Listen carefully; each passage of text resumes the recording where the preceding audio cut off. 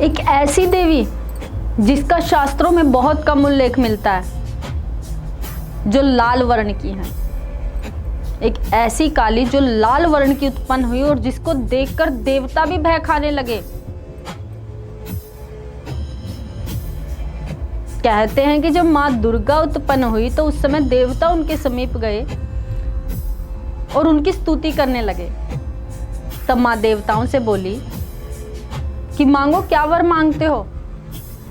इस संसार के कल्याण के लिए जो आप मांगेंगे मैं जरूर दूंगी। तब देवता बोले कि हे देवी, सदैव हमारे शत्रुओं का नाश करती रहना और इस संसार में शांति की स्थापना करना। तब मां बोली तथास्तु। ऐसा कहकर मां देवताओं से आगे बोलती है कि हे देवताओं, जब मैं वैश्वत मनवंतर के 28वें युग में शुंभ और निशुंभ का वध कर दूंगी, उसके बाद मैं विंध्याचल पर्वत पर जाकर रहूंगी। फिर मेरा ही एक उग्र स्वरूप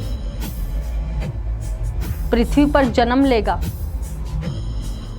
और वैपरिचित नामक दानवों का वध करेगा। और जब उनका भक्षण करते हुए मेरे दांत अनार के दानों की भांति लाल हो जाएंगे, मैं रक्त से भीग जाऊंगी। उस समय मैं रक्त दंतिका के नाम से इस संसार में जानी जाऊंगी। जितने भी इस पृथ्वी पर मनुष्य होंगे और देवता होंगे, वो सब मुझे रक्त दंतिका के नाम से जानेंगे, अर्थात रक्त दंतिका काली के नाम से जानेंगे। मेरा स्वरूप पूर्णतः ही लाल वर्ण का होगा। मेरे आभूषण लाल होंगे, मेरे शस्त्र लाल होंगे, जो गले में मुंड माला होगी वो भी लाल ही होगी। मेरे बाल लाल होंगे, मेरे नख लाल होंगे।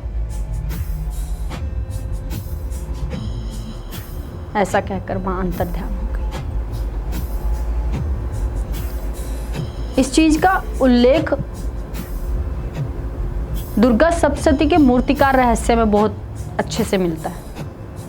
और अगर और भी आप गहनता से इसको जानना चाहते हैं तो देवी महात्म्य में भी इसका उल्लेख मिलता है।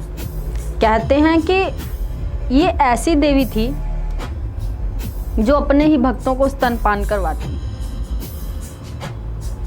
जो अपने भक्तों का इस तरह से ध्यान रखती है जैसे पत्नी पति का ध्यान रखती है। लाल वर्ण की होने की वजह से ये रक्त चामुंडा भी कहलाई और योगेश्वरी देवी भी इन्हें ही कहा जाता है। अब मां का मंत्र सुन लीजिए। ओम ह्रीं रक्त दंतिकाय नमः। ओम ह्रीं रक्त दंतिकाय नमः।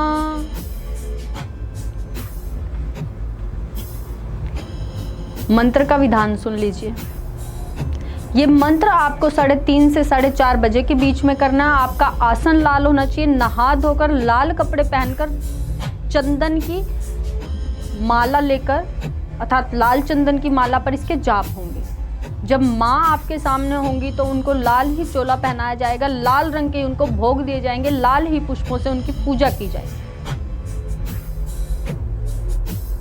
परंतु जो नवीन साधक हैं, जो नए साधक हैं, उन्हें उग्र शक्ति की कभी पूजा नहीं करनी चाहिए। कम से कम हर एक साधक के अंदर जो उग्र शक्ति की पूजा करना चाहता है, 4 से 5 साल तक उसने देवी दुर्गा की सेवा की हो या गणपति की सेवा की हो, तभी वो उग्र शक्तियों की सेवा करे, उनका आह्वान करे, उनके मंत्रों का जाप करे।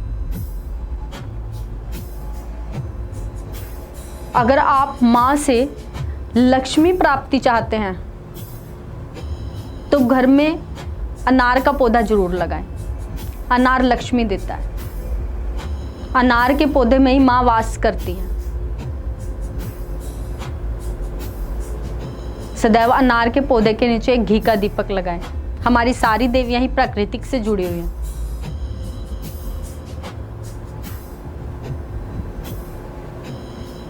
नेक्स्ट वीडियो आपके लिए लेकर आऊंगी कि माँ काली के साधक से जो बैर रखता है उसका पूर्णतः पतन क्यों हो जाता है। मिलते हैं आप सबको नेक्स्ट वीडियो में। जय माता दी।